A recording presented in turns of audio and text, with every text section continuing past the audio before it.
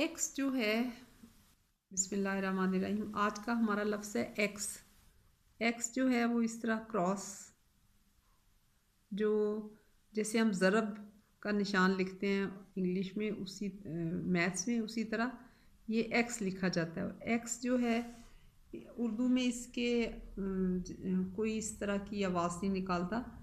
तो यूजुअली जो है एक्स है वो लफ्ज़ों के आखिर में आता है। जैसे बॉक्स है, BOX, बॉक्स।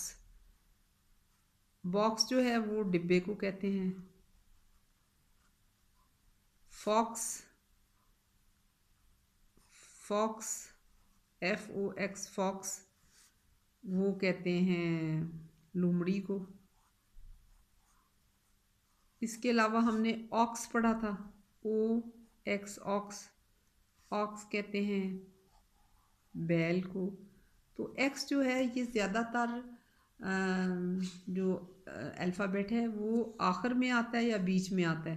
तो आज हमने एक्स पे ख़त्म होने वाले 3 लफ्ज़ बनाए, बॉक्स, फॉक्स और ऑक्स।